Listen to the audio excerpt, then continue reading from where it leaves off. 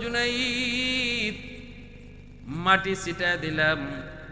এই মাটিটা হলো যেই লোক মারা গেল, যে আল্লাহর ওলি ইয়ামেনে, তার কবরটা যেখানে হবে ওই জায়গার মাটিটা এখানে তোমার সামনে ছিটায় দেওয়া হয়েছে। এখানে তুমি সেজদায় পড়ো, সেজদায় পড়ো, সেজদা থেকে মাথা উঠাইলে পরে দেখবা ইয়ামেনের সেই জঙ্গলে তুমি হাজির। জুনাইদ বাগদাদি 13 জন সাথী নিয়া সাথে সাথে আল্লাহর কুদরতি কদমে সেজদায় পড়ে গেলেন। সেজদা থেকে মাথা উঠাইলেন, সুবহান রাব্বিয়াল আলা, সুবহান রাব্বিয়াল আলা, সুবহান রাব্বিয়াল আলা। সেজদার তাসবিহ কইরা মাথাটা উঠায়া দেখেন তার আর বাগদাদে নাই। মুহূর্তের ভিতরে আল্লাহ পাক এক পলকে 2500 মাইল ইয়ামেনের ওই পাহাড়ি অঞ্চলে হাজির কইরা দিছেন। এটা একমাত্র সম্ভব কার দ্বারা? একমাত্র সম্ভব আমার আল্লাহ পাকের কুদরতের দ্বারা। কাদের কুদরত দারি বরকামাল, আনতা রব্বি আনতা হাসবি দুল জালাল, আনতা রব্বি আনতা হাসবি দুল জালাল। বরি আজ চৌচিরাই, বরি আজ সুরত রঙ্গি, বরি আজ ইজ্জ নিয়াজি, বরি আজ বিম উমিদি, বরি আজ খুরদন ও খুফতন, বরি আজ তোহমতে মর্দন, বরি আজ বিম উমিদি, বরি আজ রঞ্জ বালাই। আহাদুন আহাদুন সামাদুন লাইসা কামিসলি সামাদুন লাইসা কাফাদলিক, লিমানিল মুলকু তুগুই তু সাজাওয়ার খুদাই, তু খুদাওয়ান্দ ইয়ামিনি, তু খুদাওয়ান্দ ইয়াসারি, তু খুদাওয়ান্দ জামিনি, তু খুদাওয়ান্দ সামাই।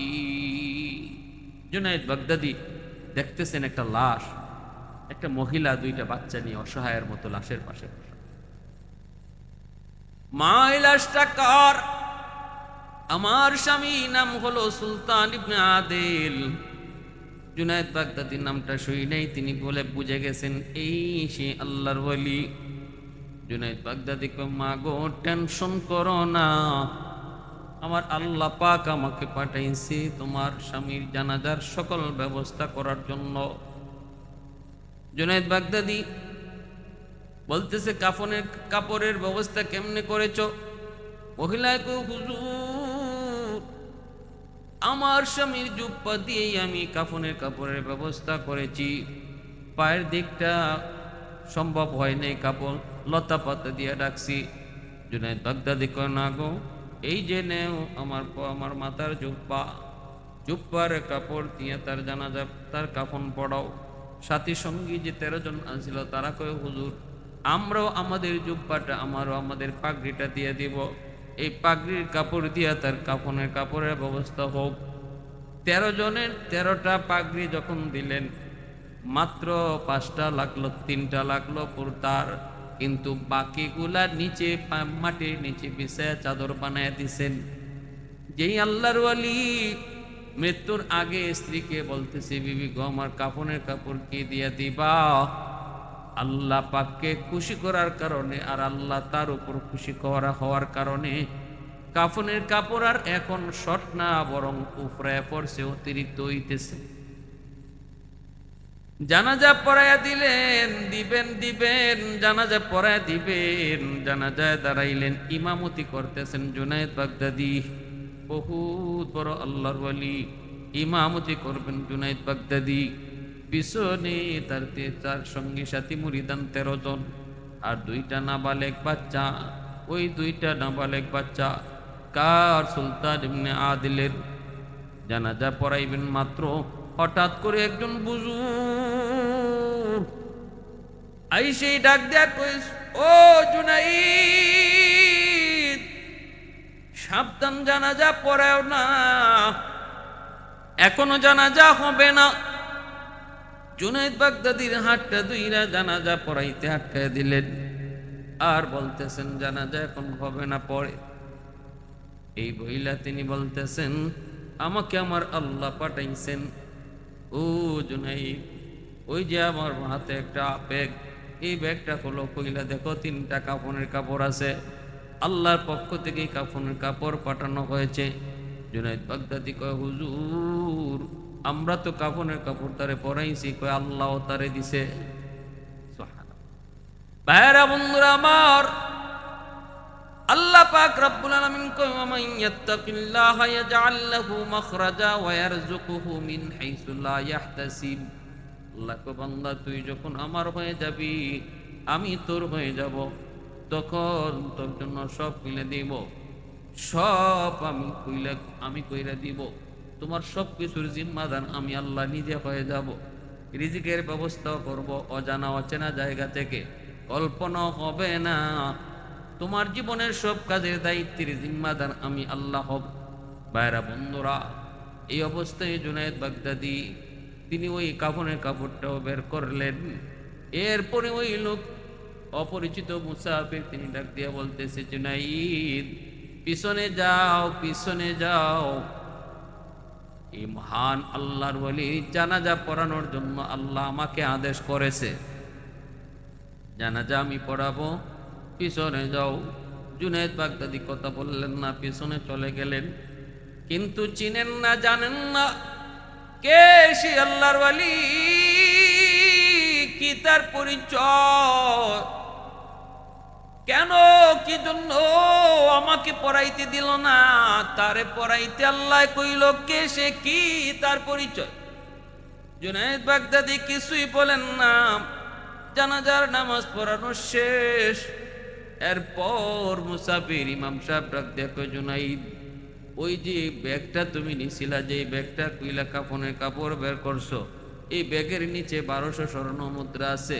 এই 1200 স্বর্ণ মুদ্রা ওই মহিলার কাছে দিবা, সুলতান ইবনে আদিলের স্ত্রীর কাছে দিবা। তার 2টা অবুজ নাবালিগ 2টা বাচ্চা আছে, আল্লাহ পাকের পক্ষ থেকে হাদিয়া। বলবা এই ব্যাগ থেকে সারা জীবন যেন টাকা নেই, হাদিয়া নেই, স্বর্ণ মুদ্রা উঠায়, হাত ঢুকাইয়া বিসমিল্লাহ বলে হাত ঢুকাইবে আর নিবে, কখনো দেখবে না কতটুকু বাকি আছে। সারা জীবন ভর এই ব্যাগে তাদের হাজত পুরা করার জন্য আল্লাহ বরকত ঢেলে দিবে। বলবা কখনো যেন কুইজা তালাশ করে না দেখে কি পরিমাণ আছে। পায়রা বন্ধুরা এই বইলা তিনি বলতেছে, আমি চলে যাই। জুনায়েদ বাগদাদি কয়, যাইবেন পরে, আগে কোন আপনি কেডা, আমারে জানাজা পড়াইতে দিলেন না, আবার নাম দইরা দইরা যে সুন্দর করে ডাকতেছেন, মনে হইতেছে আপনি আমারে বহু আগ থেকে চিনেন, কিন্তু আমি তো আপনারে চিনি না, আমি তো আপনারে জানি না, চিনি না। আপনি কে, কি পরিচয়, আপনার একটু পরিচয় দিয়া যান। আল্লাহর ওয়ালি কয়, জুনাইদ চাপা চাপি করিস না, আমাকে চিনবি না স্যার, আমার টাইম শর্ট। জুনায়েদ বাগদাদি কয়, ধরছি হাতে, ছাড়বো না, জানিনি আমি কে। বাগদাদের ঐতিহ্যবাহী, বাগদাদের সবচেয়ে বড় কুস্তিগীর হলাম আমি জুনাইদ। কুস্তিতে আমাকে কেউ হারাইতে পারে নাই। একাধিক স্বর্ণ মুদ্রা মেডেল আমি পেয়েছি, অনেকগুলি পুরস্কারে আমার সুকেশ ভরপুর। শক্তি করে আমার কাছ থেকে যেতে পারবেন না। ধরছি তো ধরছি, পরিচয় দেওয়াই লাগবে। কে আপনি, একটু তাড়াতাড়ি করুন, ছাড়ব না, পরিচয় না পাইলে ছাড়ব না। জুনায়েদ বাগদাদি বাগদাদের সবচেয়ে বড় কুস্তিগীর ছিলেন। একাধিক পুরস্কার তিনি পাইছেন, একাধিক পুরস্কার তিনি নিছেন। তাকে আজও পর্যন্ত বাগদাদের কেউ হারাইতে পারে নাই। শেষ পর্যন্ত জুনায়েদ বাগদাদি তিনি কুস্তিগির করা অবস্থায় ফাইনাল রাউন্ডে যায় একজন নিঃস্ব কঙ্কাল সার বয়স্ক মানুষের কাছে জুনায়েদ বাগদাদি হারছেন। এটা আবার কেমন? প্রথম মেডেল, সরকারি পুরস্কার, জাতীয় পুরস্কার দেওয়া হবে জুনায়েদ বাগদাদিকে, সরকারের পক্ষ থেকে ঘোষণা দেওয়া হচ্ছে। এখনই জুনায়েদকে পুরস্কৃত করা হবে। যদি কেউ থাকো অবজেকশন দেওয়ার, দাও, আনলে পুরস্কার দিয়ে দিব। তার সামনে কেউ দাঁড়াইবার সাহস নাই। পুরা একজন মানুষ হাত উঠে কয়, যাবো না, আমার একটু সুযোগ দেন, আমি লড়ব। সবাই তো অবাক, ঘটনা কি? আপনি একটু, আপনার কি হুঁশ আছে? জুনায়েদ বাগদাদির সাথে আপনি লড়বেন? নিজের শরীরের ফায় চাইছেননি, নিজের শরীরের ফায় তাকাইছেননি, নিজের শক্তির দিকে খেয়াল করছেননি। মইরা যদি যান আমরা কিন্তু রিস্ক নিব না। পুরা মানুষটা কোনো অসুবিধা নেই, কারো কোনো রিস্ক নিতে হইব না। লিখিত যদি কোনো কিছু দিতে হয় দাও, আমি আমার জীবনের জন্য আমি রিস্ক নিলাম। এই বইলা হাজার ও হাজার মানুষের সামনে জুনাইদ বাগদাদি, সে যে জাতীয় বীর, তার সামনে কুস্তিতে লড়ার জন্য একজন বয়স্ক মানুষ কঙ্কালসার গায়ে শক্তি নিয়ে হাজির হয়ে গেছে। সবাই তো অবাক। ওই অবস্থায় পুরা মানুষটায় যায় জুনাইদ বাগদাদিরে কয়, জুনাইদ অবাক হইতেছ আমাকে দেইকা, আমি কোন সাহসে তোমার সামনে দাঁড়াইলাম? কিন্তু জুনাইদ শোনো, তুমি আমাকে চেনো না, আমি তোমাকে ভালো করে চিনি। তবে আমার পরিচয় যদি দেই, আমাকেও তুমি ভালো করে চিনবা। কে আপনি? কয় আমি পরে বলতেছি আমি কি। এর আগে আমার অবস্থাটা তোমারে শোনাই। আজ 3 দিন হয়ে যায় আমার পরিবারে খানা নাই, আমার বাচ্চাগুলো অসহায়, বাচ্চাগুলো অসহায়, ঘরে খানা নাই। এ জুনাইদ, আমি কারো কাছে ভিক্ষা চাইতে পারি না, কারো কাছে সাহায্য চাইতে পারি না, সদকাও খাইতে পারি না, কারণ আমি নবীর বংশের মানুষ। এজন্য কারো কাছে হাতও পাততে পারি না, আমার বংশ হলো নবীর বংশ। যদি তুমি আজকের এই প্রতিযোগিতায় আমার কাছে তুমি ইচ্ছা করে হেরে যাও, তাহলে তোমার এই হেরে যাওয়ার কারণে নবীর বংশের কিছু মানুষের মুখে খাদ্য জুটবে। আজ আমার বাচ্চাগুলো একটু হাসি ফুটবে, তাদের মুখে হাসি ফুটবে। পেটের ক্ষুধায় অস্থির।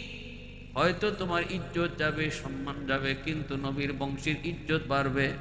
এখন একটু কও, নিজের ইজ্জত রাখবা না নবীর বংশের ইজ্জত রাখবা? জুনাইদ বাগদাদি কই, আপনি আর বলতে হবে না গো, আর আমাকে শোনাইতে হবে না।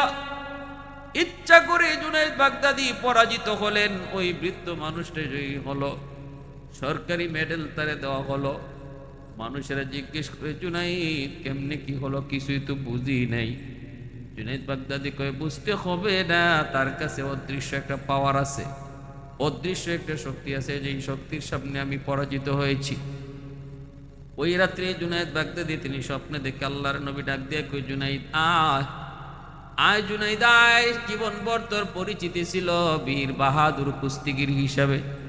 আজকে থেকে আমি নবী তোরে হাত ধইরা এই জায়গা থেকে উঠাইয়া পরিচয় দিলাম সুলতানুল আরিফিন, জগতের সকল অলিদের সরদার বানায়া আমি নবী তোমারে খুশি করলাম। যে আমার বংশের মানুষে ইজ্জত দেয়, ইজ্জত দিয়া নিজের ইজ্জত খোয়াইল, আজ আমি নবী তারে ইজ্জতের সর্বোচ্চ আসনে বসাইলাম। والليل مغي زلف محمد كترنم والشمس برخساري أحمد كترنم والفجر مغي صبح رسالتك بشارات والعصر مغي دور نبوتك بشارات ہر پھول میں روی مدینہ کا تبسم شاخوں کی لچک میں بے قدا کا تکلم یاسین سے مولا نے کبھی ان کو پکارا حمیم کبھی اور کبھی توسین اشارہ حمیم کبھی اور کبھی توسین اشارہ। এই জুনাইদ বাগদাদি বলতেছে, কে আপনি? আপনাকে ছাড়বো না, জানেন আমি কে? আমার অতীতের ইতিহাস হলো আমি কুস্তিগির বীর বাহাদুর, আমার সামনে কেউ শক্তি দিতে পারে নাই। ধরছি তো ধরছি, পরিচয় দিয়া যান, কে আপনি? বুজুর্গ ডাক দেয়া কই, জুনাইদ সবার সামনে পরিচয় দেওয়া যায় না, কিছু কিছু পরিচয় গোপনেও দিতে হয়। কানে কানে শোনো, আমি কে জানুনি? আমি হলাম খিজির, আল্লাহর গোলাম খিজির আমার নাম। জুনাইদ বাগদাদি কয়, আপনি কি সেই মুসা নবীর জমানার খিজির? বলে হ। সাথে সাথে খিজির আলাইহিস সালামের নাম শোনা মাত্রই জুনাইদ বাগদাদি কাইপা উঠলেন, আপনি তো সেই খিজির যে মুসা নবীরে 3 কথার পরে ফাঁস থেকে খেদাই দিছিলেন। আপনি এত রাগী, আপনি এত গুসা, আমি সেই জায়গায় আপনার সাথে বেয়াদবি করে ফেলছি হুজুর। আপনার যে রাগ, আপনার যে গুসা, মুসা নবীর মতো রাগী নবীরও আপনি সাইড দিচ্ছেন না, আপনি সারাই পিছন পিছন যান গা, আপনার আমার ভয় লাগতেছে হুজুর, আমি বেয়াদবি করলাম। খিজির আলাইহিস সালাম না না, কোনো বেয়াদবি না, আমি আল্লাহ আমারে পাঠাইছে, আমি অনেক নবী রাসূলগণের সাথে আমার সাক্ষাৎ হয়েছে, আমার রসুলের সাথেও আমি ছিলাম, হ্যাঁ, তোমার কাছে আমার আল্লাহ পাঠাইছে এই জানাজার শরীক হওয়ার জন্য। সে বহুত বড় একজন হুজুর। তখনই ওই জুনাইদ বাগদাদি বলতেছে, আচ্ছা হুজুর, এই মাত্র কয়জন? আমরা 13 জন, আপনি জানাজার মধ্যে এত উঁচু উঁচু আওয়াজের তাকবীর দিলেন কেন? এই অল্প সংখ্যক মানুষে তো এত আওয়াজ দিতে হয় না। খিজির আলাইহিস সালাম বলেন, জুনাইদ তুমি জানো না এই সুলতান ইবনে আদিলের মর্যাদা আল্লাহর কাছে কি পরিমাণ? জানা যায় তুমি দেখেছো তোমরা 12 জন আর 13 জন, কিন্তু আমি দেখেছি অন্তর চোখে 12,000 ফেরেশতা হাজির। 12,000 ফেরেশতা তারা জানা যায় হাজির ছিল। এজন্য আওয়াজ জুড়ে দিয়েছি, নাও এই থলিটা নিয়ে তার বিবির কাছে দিয়ে দিও। জুনাইদ বাগদাদি রহমতুল্লাহ আলাইহি এই থলি নিয়ে মহিলার কাছে আসলেন। আয়েশা বলতেছেন, মাগো তোমার স্বামী তো জেনতেন কোন সাধারণ মানুষ না, বহুত বড় আল্লাহর ওলি, যার জানাজার নামাজ পড়াইছেন হযরতে খিজির আলাইহিস সালাম। 12,000 ফেরেশতা যার জানাজায় শরীক হয়েছেন।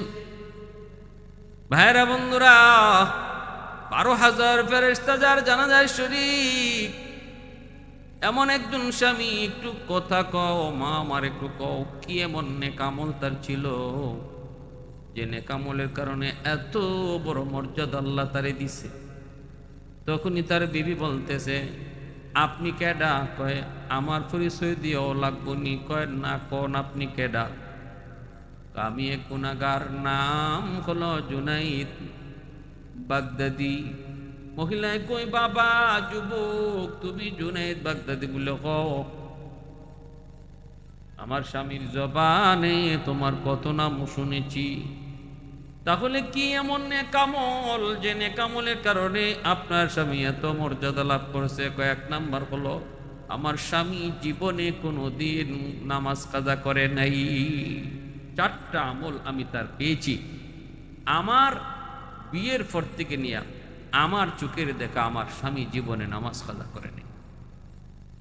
আসসালাতু ইমাদুদ্দিন, নামাজ হলো দ্বীনের স্তম্ভ। নামাজ হলো দ্বীনের স্তম্ভ। নামাজের দ্বারাই একজন মানুষ সে মুমিন না কাফির এটা পরিচয় ঘটে। সর্বপ্রথম হিসাব আল্লাহ নিবে নামাজ। আউয়ালু মা ইউহাসাবু বিহিল আবদু ইয়াউমাল কিয়ামাতি সালাতু। আল্লাহ পাক রব্বুল আলামিন কিয়ামতের ময়দানে মানুষের প্রথম হিসাব কিতাব শুরু করবেন নামাজ দিয়া।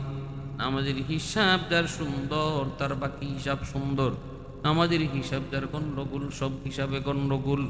2 নম্বর নেক আমল আমার স্বামীর আমি পেয়েছি। ফজরের পরে কোরআন তেলাওয়াত, মাগরিবের পরেও কোরআন তেলাওয়াত, আল্লাহর কালামের সাথে তার সম্পর্ক, মহব্বতের সম্পর্ক, কোরআনের সাথে তার ছিল ভালোবাসা। কোরআন তেলাওয়াতে সে বড় পাগল ছিল। আফজালুল ইবাদাতি তেলাওয়াতুল কোরআন। রাসূল কয় উত্তম ইবাদত হলো কোরআন তেলাওয়াত। এজন্য ওলি আল্লাহরা বেশি বেশি কোরআন তেলাওয়াত করেন। ওই যে বললাম, আমার উস্তাদ মালিবাগ মাদ্রাসার শেখে সানি যে রাত্রে ইন্তেকাল করছেন, ওই রাত্রে কোরআন তেলাওয়াত করা অবস্থায় তার জান কবজ হয়েছিল। কোরআনের সাথে সম্পর্ক। 3 নাম্বার বিবি সাহেব বলতেছে, আমার স্বামীর তৃতীয় নেক আমলটা আমার যা চোখে পড়ে সেটা হলো, আমার স্বামী জীবনে আমার চোখের দেখা কোনোদিন তাহাজ্জুদের নামাজ তরক করে নাই। গভীর রাতে তাহাজ্জুদের টাইম, এই তাহাজ্জুদের সময় শুধু নামাজ পড়তো না, আমি দেখতাম নামাজ পড়িয়া সে কার সাথে বিড়বিড় করে কথা কইতো। আমি মাঝে মাঝে লাইট জ্বালায় কই, ডাক লইতাম, তুমি কার সাথে কথা কও। আমি ভাবতাম কার সাথে কান্না জানি প্রেমের আলাপ করে। কিন্তু আমার স্বামী কইতেছে, বিবি গো, খালি নারী পুরুষের সাথে প্রেম না, আমি আমার মাশউকের সাথে প্রেম করি, আমি আমার মাশউকের সাথে কথা বলি। সে না তাহাজ্জুদ কইরা আল্লাহর সাথে কথা কইতো। 4 নম্বর নেক আমল হালাল রুজি। আমার স্বামী একজন কাটুরিয়া, তিনি কাঠ কাটতেন, জঙ্গল থেকে কাঠ কাইটা বাজারে বিক্রি করতেন, ইয়ামেনের বাজারে। এই বাজারে বিক্রি কইরা যে কয়টা টাকা পয়সা পাইতেন, তা নিয়ে সংসার চলতো। কোনো দিন আমাদের হারাম ছোঁয়া লাগে নেই। হালাল ইনকাম অল্প অল্প হলেও আমার স্বামী সবসময় হালাল ইনকাম কামাই করতেন, হালাল কামাই দিয়ে আমাদের সংসার চলতো। এজন্য মনে রাখবারে যুবক, যেই ঘরের মধ্যে হারাম ঢুকে, হারাম মাল ঢুকে, এই ঘরে কখনো আল্লাহওয়ালা তৈরি হয় না। আল্লাহওয়ালা তৈরি হতে হলে শর্ত হলো হালাল রিজিক। এবাদত যদি কবুল করতে হয় হালাল রিজিক শর্ত। নামাজ কবুল, কোরআন তেলাওয়াত কবুল, জিকির আজকার কবুল। কখন কয়? যখন রিজিক হালাল হবে। হালাল রিজিক যদি না হয় তাহলে এবাদত কবুল হয় না। এই চারটা এবাদত আমল ছিল ওই আল্লাহর ওলি সুলতান ইবনে আদিল, যিনি জুনাইদ বাগদাদি রহমতুল্লাহ আলাইহির জমানার একজন বহুত বড় ওলি, যার বাড়ি ছিল ইয়ামেন। তাফসীরে কিতাবের ভিতরে এটা আনছেন। এই ঘটনাটা কেন আনছেন? যে আল্লাহ যখন তার কোনো বান্দার, আল্লাহকে যখন কেউ খুশি করে আর আল্লাহ তার উপরে খুশি হইলে তার জীবনের সকল ঘাটে যে আল্লাহই তার সাহায্যকারী, আল্লাহই যে তার সব কিছু ব্যবস্থাকারী, এর একটা উত্তম দৃষ্টান্ত তাফসীরে কিতাবে এই ঘটনা তারা উল্লেখ করছেন। এজন্য আসুন আমরা আমাদের প্রত্যেকের জীবনের সব ঘাটে যদি আল্লাহ সাহায্য চাই, তাহলে খুশি রাখতে হবে মেম্বারকে, চেয়ারম্যানকে, এমপিকে না, খুশি রাখতে হবে মালিককে। আল্লাহকে যদি খুশি রাখি, সব ঘাটে আল্লাহই আমার সাহায্যকারী হবে। আল্লাহ আমাদের তৌফিক দান করুন, আমিন।